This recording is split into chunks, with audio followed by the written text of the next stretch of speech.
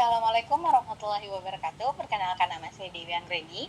Saya adalah mahasiswa pendidikan biologi dari Universitas Negeri Makassar. Di sini saya akan mengajak teman-teman semua untuk mengetahui lebih dalam tentang Pancasila, yaitu sebagai dasar negara kita.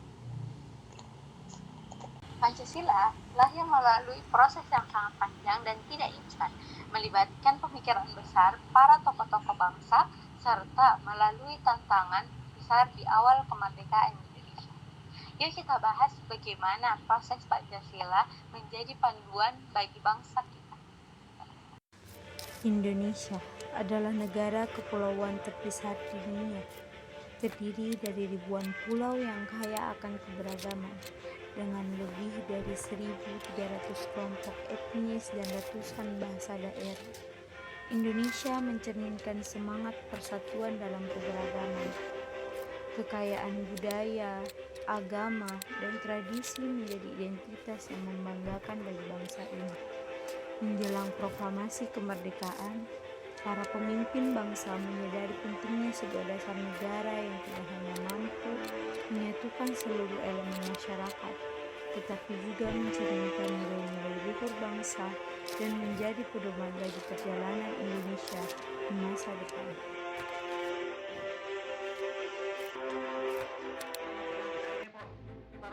Pada 1 Juni 1945, Insinyur Soekarno menyampaikan pidato yang menjadi salah satu tonggak sejarah penting bagi bangsa Indonesia. Dalam pidatonya di hadapan sidang BPUPKI, Soekarno memperkenalkan 5 prinsip utama yang ia usulkan sebagai dasar negara. Prinsip-prinsip tersebut adalah kebangsaan Indonesia, internasionalisme atau kemanusiaan, mufakat atau demokrasi, kesejahteraan sosial, dan ketuhanan yang berkebudayaan. Pidato ini bukan hanya sebuah gagasan, tetapi sebuah visi besar yang dirancang untuk mempersatukan bangsa Indonesia yang sangat beragam. Dalam pidato ini, Soekarno menegaskan bahwa Pancasila dirumuskan untuk menyatukan seluruh rakyat Indonesia tanpa membedakan agama, golongan, atau daerah. Ia menekankan bahwa dasar ini harus menjadi pengikat bagi semua pihak, menjadikan keberagaman sebagai kekuatan bangsa, bukan kelemahan. Namun, Soekarno bukan salah satu yang mengusulkan dasar negara. Sebelumnya, pada 29 Mei 1945, Muhammad Yamin menyampaikan gagasannya yang mencakup 5 dasar, yaitu peri kebangsaan, peri kemanusiaan, peri ketuhanan, peri kerakyatan, dan kesejahteraan rakyat. Gagasan Muhammad Yamin lebih menekankan pada pentingnya semangat kebangsaan dan peri kemanusiaan sebagai pilar utama negara Indonesia yang baru. Di sisi lain, Prof. Dr. Soeharto menyampaikan pidatonya pada 31 Mei 1945 menawarkan konsep dasar negara yang lebih mengarah pada pandangan intelektualistik yang berfokus pada persatuan dan keseimbangan antara negara dengan rakyat. Ia mengusulkan dasar yang menekankan pada persatuan, kekeluargaan, musyawarah, keadilan sosial, dan keseimbangan lahir batin. Semua gagasan ini kemudian dihimpun dalam sebuah pembahasan yang mendalam di BPUPKI. Dengan selesainya sidang kedua dan dihasilkannya rumusan-rumusan tersebut, maka berakhirlah BPUPKI sebagai badan penyelidik persiapan kemerdekaan Indonesia. Badan ini kemudian dibubarkan dan akan dilanjutkan dengan PPKI atau Panitia Persiapan Kemerdekaan Indonesia. Pancasila berarti 5 dasar. Prinsip ini bukan hanya untuk menjadi panduan politik, tetapi mencerminkan nilai-nilai universal yang relevan bagi kehidupan sehari-hari. Setelah kemerdekaan diproklamasikan pada 17 Agustus 1945, langkah selanjutnya adalah merumuskan konstitusi negara, Piagam Jakarta, yang dirumuskan oleh Panitia 9 yang menjadi landasan awal. Namun, demi menjaga persatuan bangsa, terutama untuk menghormati keberagaman agama, rumusan Piagam Jakarta mengalami perubahan.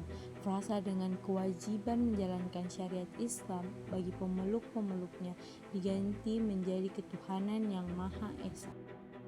Hal ini menunjukkan semangat toleransi dalam persatuan bangsa kita. Sebagai ideologi bangsa, Pancasila menjadi pedoman untuk membangun Indonesia yang adil dan makmur. Namun, perjalanan untuk menjaga Pancasila tidak selalu mulus. Pada tahun 1965, Indonesia menghadapi salah satu ancaman besar terhadap ideologi negara. Melalui peristiwa G30 SPKI, gerakan ini berusaha menggulingkan pemerintahan yang sah dan menggantikan Pancasila dengan ideologi komunis yang bertentangan dengan dasar negara Indonesia. Pada malam 30 September 1965, 6 jenderal yang dikenal sebagai pahlawan revolusi dibunuh dalam upaya menguasai negara. G30 SPKI berhasil memicu ketegangan yang luar biasa, namun perlawanan keras dari masyarakat dan militer serta tindakan tegas pemerintahan berhasil menggagalkan gerakan ini. Peristiwa ini menjadi bukti betapa pentingnya menjaga Pancasila sebagai ideologi negara, sekaligus menunjukkan bahwa Indonesia tidak akan membiarkan keberagaman ideologi yang bertentangan dengan Pancasila merusak persatuan dan kestabilan negara. Pancasila tetap menjadi benteng yang harus dijaga dari segala bentuk ancaman yang ada. Dari peristiwa ini, kita belajar bahwa menjaga persatuan dan nilai-nilai Pancasila adalah tanggung jawab kita bersama, terutama di tengah tantangan global yang terus berubah. Pancasila bukan hanya sebuah konsep di atas kertas. Ia adalah panduan hidup yang mengajarkan kita untuk menghargai keberagaman, menjunjung tinggi keadilan, dan selalu mengutamakan persatuan.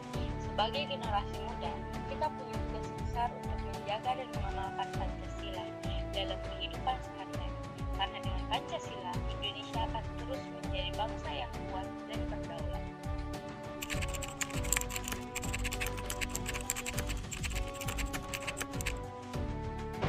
Bahwa Pancasila itu adalah benar-benar satu dasar yang dinamis, satu dasar yang benar-benar dapat menghimpun segenap tenaga rakyat Indonesia, satu dasar yang benar-benar bisa mempersatukan rakyat Indonesia itu untuk bukan saja mencetuskan revolusi, tetapi juga mengakhiri revolusi ini dengan hasil yang baik.